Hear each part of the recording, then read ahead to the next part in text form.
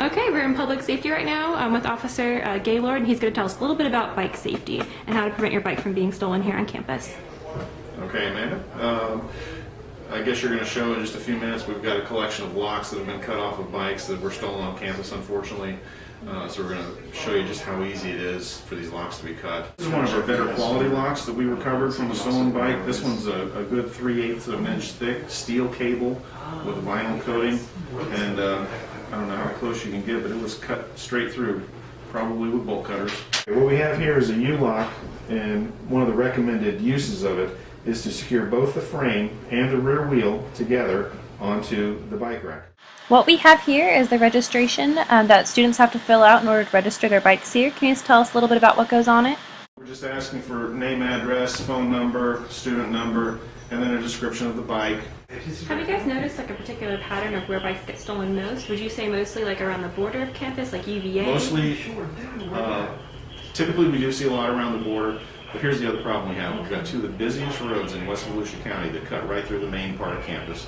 Amelia Avenue, right here in front of our office, runs right between Carson Hall and Gordis Hall by the football fields. Then, of course, Woodland Boulevard out in front of Elizabeth Hall and Flagler Hall. And so that's where we see most of them taken. Most recently, they've been coming from the res halls, especially the east side res halls, UVA. We've had quite a few taken from there, along with Nemick and Smith. But as I think I told you earlier, the police stopped some people and took their bolt cutters, and the bike thefts have almost completely stopped now because of that. So we're grateful for that. Well, thank you so much for talking to us today about this. You're welcome. Thank you. Thank you. Okay, we're standing out of UVA apartments right now. We're going to talk a little bit about Nikki's story, what happened to her bike. So go ahead and tell us the whole story. 4 weeks into school, I'm still using my combination wire lock.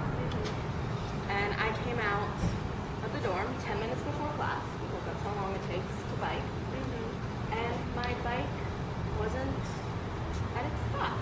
So I went directly to public safety and said, look, I've had my bike stolen, what do I do? And so they asked me to fill out the report, and they told me what they needed. They needed the serial number, they needed the model, how much it cost when we first bought it, they needed a description, a time, a place, and all I had was a basic description, the time and the place. And without a serial number, there is no chance. And without the cost, they don't know to what degree. This bike, plus all of the little gadgets I've got on it, it was around $600, which is a felony. Oh, wow. Yeah. So because of its cost, it is a felony and not something less of a crime it is. And so after you had filled out that report, what happened then? Did they contact you? Because we know you got your bike back. Here it is. So how did you actually get it back? Yes, the detective in charge of my case contacted me. They had entered the serial number into a database that the pawn shop also had to enter the serial number into, because pawn shops have all these systems set up. Yeah, pawn shops are required to record all serial codes that are on their equipment that they have. They send an email out every night to, like in this case, it would be Volusia County, and then it would be cross-checked with the police reports that are filed in order to see if the bike is indeed stolen. Matched up with that. Exactly. So the detective called me, said they thought they found my bike. The serial number was 1 digit off. That turned out to be because my 2s looked like Z's, and got bored. My handwriting made it complicated. Anyway. So right clear. He met me at the pawn shop. I had to wait for him to get there. Pawn shops are not allowed. If they suspect that something is stolen, no one is allowed to see it without the police.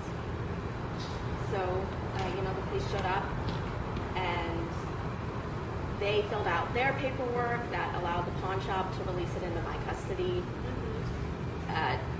To make it simpler, I just bought my bike back. You had to buy it back. I had to buy it back because the pawn shop did invest money in it, and they are a business.